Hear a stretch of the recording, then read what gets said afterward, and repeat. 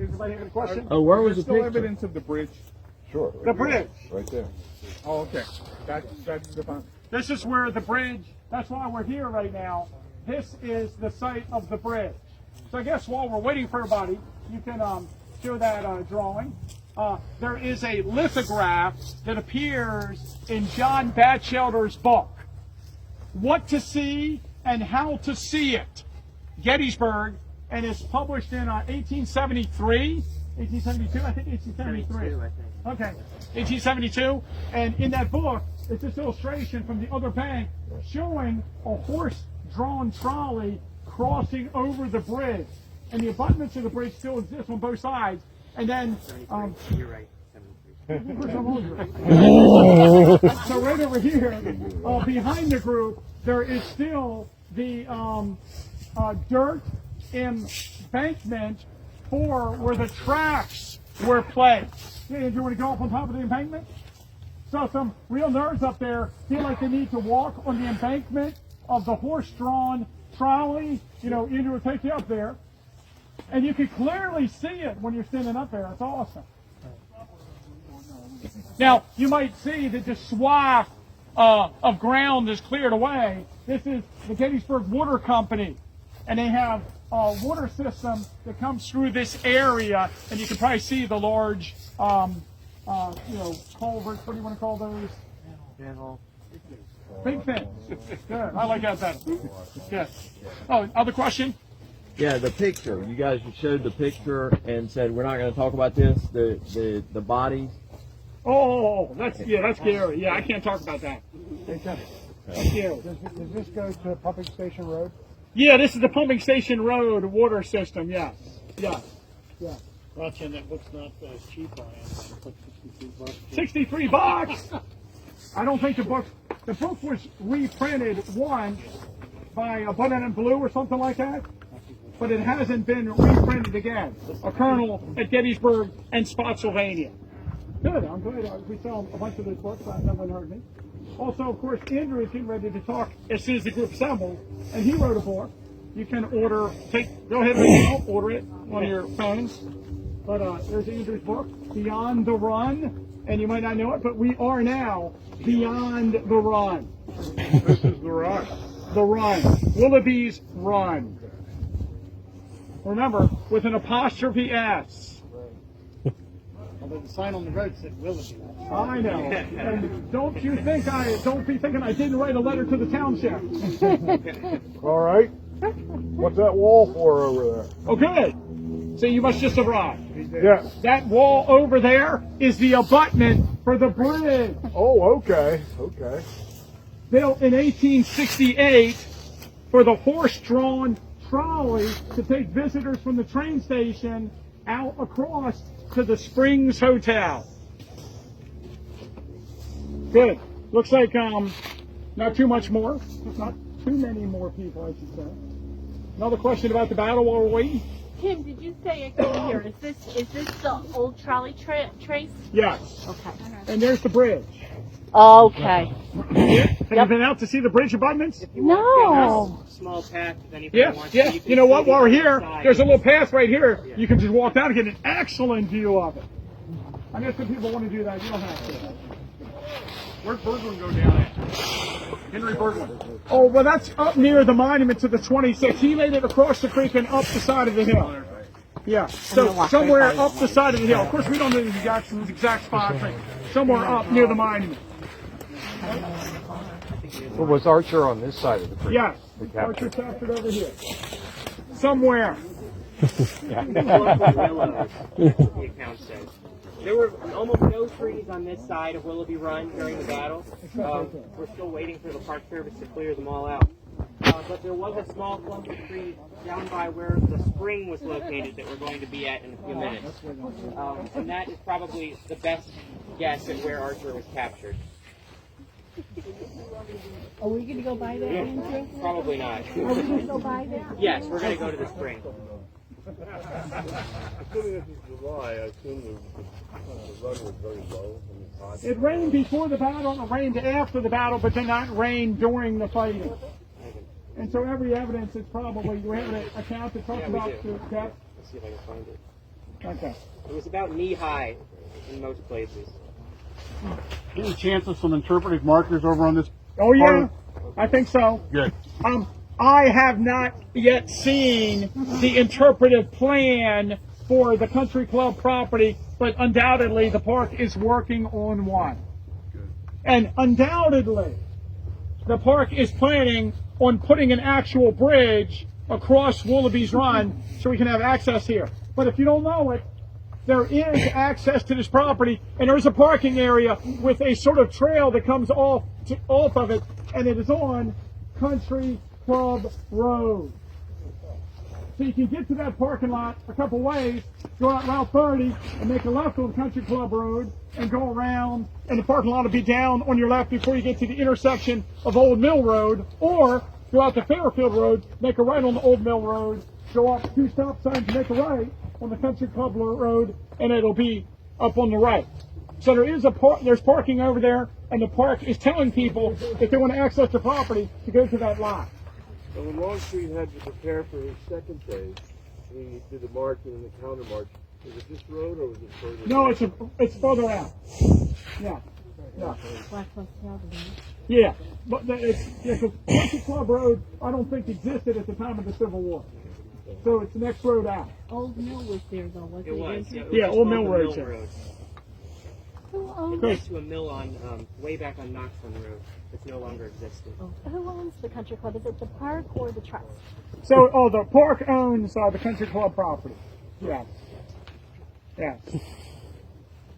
Yeah, you know, with Lee's headquarters site, I think one of the things that we realized a long time ago, like for instance with the Lee's headquarters site, or the Mine Run battlefield site, or 3rd Winchester, for instance, it's easier if Civil War Trust buys a property for us to go ahead and just put a trail in and put the wayside exhibits in ourselves, instead of giving it to, and then give it to the park afterwards, with the trail and the wayside exhibits already there. Because if we give the site to them without that, the process they have to go through to put in a path and wayside exhibits takes a long time.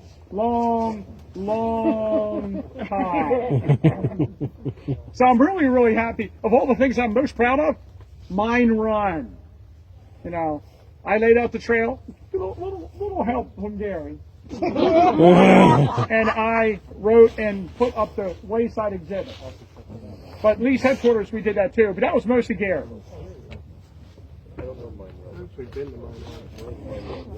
It's in Virginia, not too far west of the Wilderness Battlefield, Chancellorsville Wilderness. It's the battle that occurred sort of occurred in November of 1863.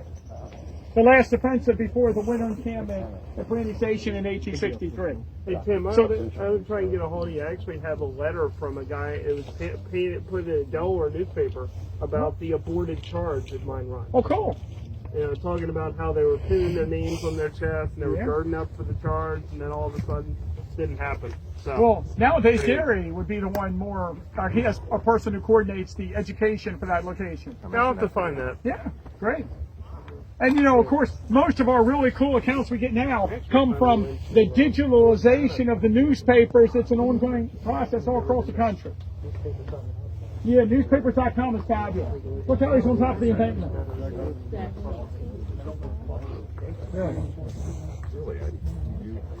Okay. As soon as Gary's got the rear of the group, I should have timed that. That took 15 minutes, didn't it? 20?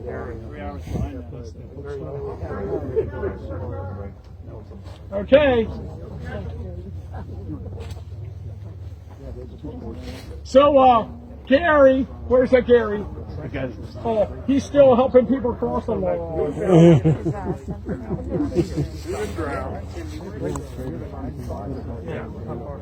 Go ahead.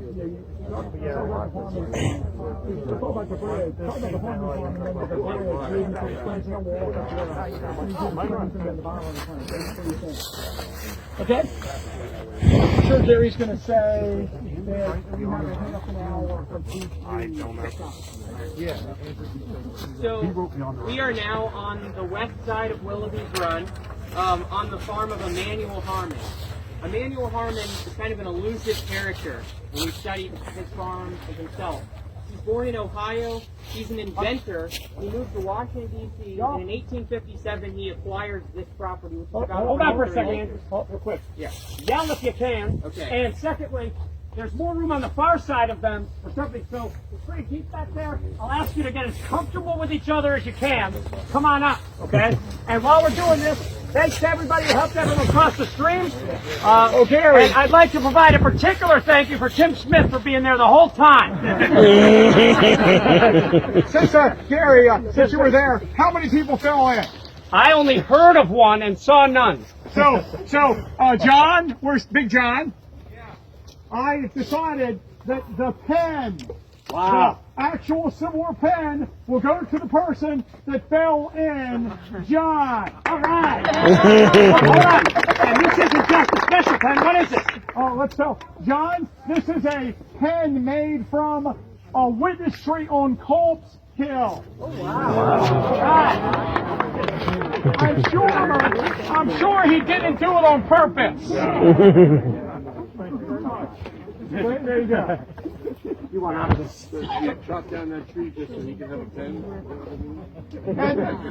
And if you're aware, well, John, you can tell what tree it's from. And you're easy. The tree that fell down last October that had the concrete in it. It's the veteran of '63, the famous Culp's Hill tree. Okay. All right. I'm not as good at screaming as these two, so let me know if you can't hear. We're on the farm of Emmanuel Harmon. He bought it in 1857. Harmon doesn't actually live here at any point. He does not live here during the battle. But other Harmons, who are probably his relatives, do. A girl named Amelia Harmon, you may have heard of her. She's 16 years old, and she lives in a 2-story brick house. It's maybe, 800 or 900 yards from here along what is now called Old Mill Road and what was then called the Mill Road. And she's in this house with her aunt during the battle. And on the morning of July 1st, they are still in the house. They wake up to the cannon fire, and they see the cavalrymen retreating across the field, and they stay in the house. And at about noon, I'm going to really shorten this story, around noon, as the Union Army is assembling on McPherson's Ridge, and the Confederate Army is assembling in what is referred to in some publications as the Springs Hotel Woods, along Country Club Lane, although the hotel was not there till later. As these two sides are organizing their lines, there is a skirmishing action that takes place on the Harmon farm. You have Union skirmishers who have crossed over the creek after the morning action, and Confederate skirmishers that have pushed out of the woods in the distance, and they're engaging in a very hot action on the Harmon farm. And at this point, the Union skirmishers withdraw. The Confederates take the Harmon house, which is on a rise. And the two women at this point are in the basement just listening to what's going on. And as the Confederates take this ridge, they begin to fire at Union troops that have deployed on McPherson's Ridge, especially artillery batteries. And one of these batteries is so bothered by this fire from the Confederates that 2 companies of the 80th New York Infantry are sent across the creek to take the house. And they enter the house, drive the Confederates out. The 2 women rush up to see what's going on from the basement, and they're sent back down. And at this point, the Union New Yorkers go to the west windows of the house and start firing at the Confederate line, which is in the woods in the distance. And this continues until the Confederate attack in the afternoon. And as Tim and Garry have already talked about, Pettigrew's brigade, a very large brigade of North Carolinians, exits the woods in the afternoon in the final Confederate attack. And the 52nd North Carolina, which is on the far right flank of Pettigrew's brigade, they approach the Harmon house, drive the New Yorkers out, and then a company of soldiers enters the house, not the whole company. They enter the house, the women again come up from the cellar, and they see the Confederates are lighting piles of newspapers and books on fire in the parlor of the house. The women beg with the Confederates not to burn their home. The Confederates told them they're the Louisiana Tigers, which is not true. They may have said that because the Louisiana Tigers were so notorious and they wanted to pin it on another Confederate unit. Or it may just be a detail that was added later to inspire more fear in the readers. But nonetheless, the Confederates light the house and the barn on fire. It's a brick house, so it doesn't burn to the ground, but the whole inside is gutted. The 2 women flee westward towards Hers Ridge. They're housed in an abandoned cottage by the Confederate Army. Then they return a few days later and see that their house is what Amelia described as a blackened ruin. And so this is one of the several houses that was burned by the Confederate Army during the battle. Other farms that were burned, the Bliss Farm, the Curran's Farm, you've heard of these. But the Harmon Farm is not as well known because this property was not owned by the Park Service until 2011. It was the Gettysburg Country Club starting in 1947. Before that, it was the site of the Springs Hotel, which we're going to talk about here in a minute. Tim's going to talk more about this bridge. But because of that, there was not a lot of traffic over here in terms of battlefield guides, people writing about the battle. I had the good fortune, I grew up near this property and wrote about it. It's a fascinating story. But until recently, the Harmon Farm hasn't really been given the same attention as other sites like the Bliss Farm on the third day's battlefield. Good. So in a few minutes, we're going to walk up there, and Andrew's going to tell us more about the Gettysburg Springs Hotel and the Catalystine Springs. I don't even know how to pronounce that. No one does, sir. Okay. So we're going to talk about it coming up. But here, I already talked to the people who arrived here early.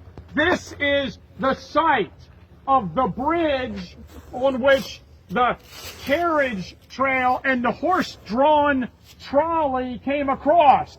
So it came from the train station, out through the square, up Springs Avenue, across the open fields, and then down across a bridge right here. And if you walk down where these guys are, you can actually look over and see clearly the bridge abutment. But then over here on the other side behind the group, there is you can actually see the berm on top of which there was the trolley pad. So this is a horse-drawn trolley, not an electric trolley. But it was pulled by horses and went over to the hotel at this location. And again, it was placed here in 1868. Now we're going to go up there and talk about the Springs Hotel and the water bottling plant. But if you want to learn more about this area, since Andrew is good enough to give us this part of the tour, Andrew did write a book called Beyond the Run, which you can buy on Amazon.com. So if you want to look at it for Amazon, Beyond the Run, you can find it. And at the Heritage Center. And at the Heritage Center, if you want to buy it here before you leave. Yeah. And by the way, the Gettysburg Heritage Center, if I may, has one of the best offerings of books in town, maybe second only to the Visitor Center and Museum, maybe even more. They have an incredible selection there. So if you haven't given the Heritage Center a shot since they switched from the museum, since the Wax Museum, give them a shot. It's a cool facility and a great bookstore. Okay, we're going down.